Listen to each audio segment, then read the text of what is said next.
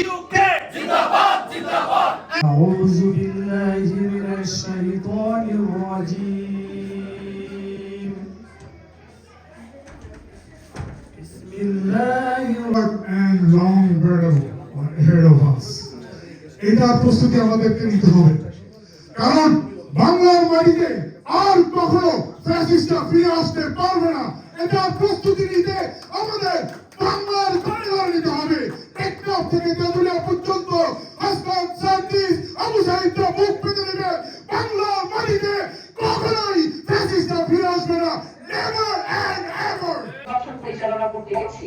নির্বাচন পরিচালনা কমিটির সেক্রেটারি হিসেবে কাজ করতে গিয়ে আপনাদের যে অনলাইনে এবং অফলাইন এবং আমি যদি বলি আপনাদের অর্থনৈতিক জায়গা থেকে আপনারা এই স্থাপনটা দিয়েছেন নিজেদের জায়গা থেকে, মানে এইখানে আসলে আমার পক্ষ থেকে এবং জাতীয় নাগরিক পার্টির পক্ষ থেকে আসলে কৃতজ্ঞতা প্রকাশ করবার আমাদের ভাষা নাই।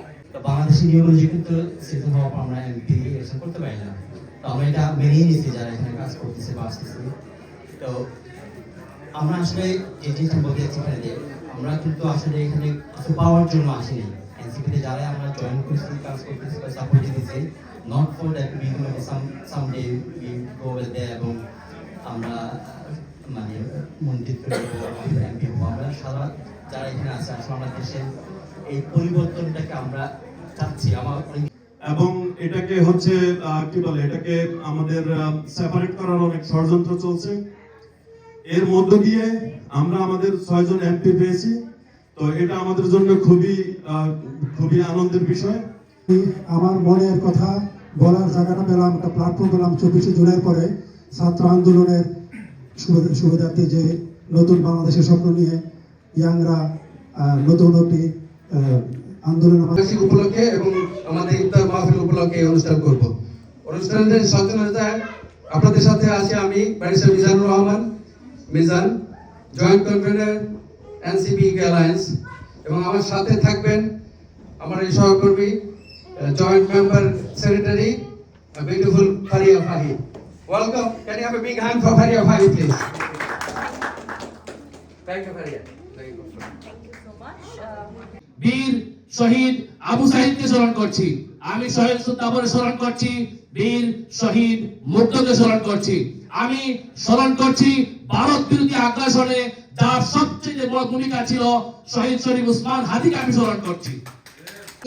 এই যে শিশু অবস্থা থেকে আসলে এখন প্রাপ্তবয়স্ক হয়ে উঠতে হবে, ঘরে ঘরে যেতে হবে এবং প্রত্যেকটা মানুষের কাছে এনসিপি একদিন পৌঁছে যাবে এবং এনসিপি শেষ পর্যন্ত বাংলাদেশের শেষ ভরসা হবে।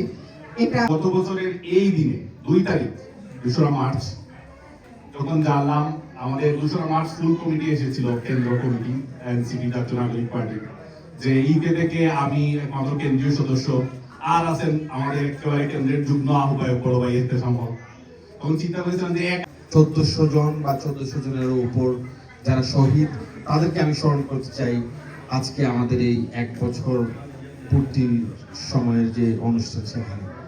যারা পঙ্গুত্ব বরণ করেছেন, যারা বিভিন্ন ধরনের অত্যাচার নিপীড়ন সহ্য করে আমাদের জাতিকে একটা ফ্যাসিস্টের কবল থেকে রক্ষা করে আমাদের রাষ্ট্রকে আবার আমাদের মাঝে ফিরিয়ে দিয়েছেন, তাদেরকে আমি স্মরণ করতে চাই।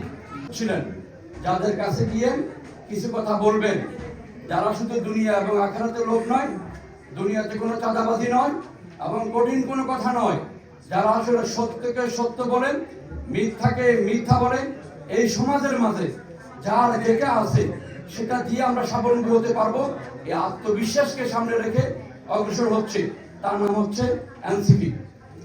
সম্মানিত, আমরা 30টা আসনে লড়াই করেছি, যেখানে আমাদের ভোটের সংখ্যা 3.5% প্লাস।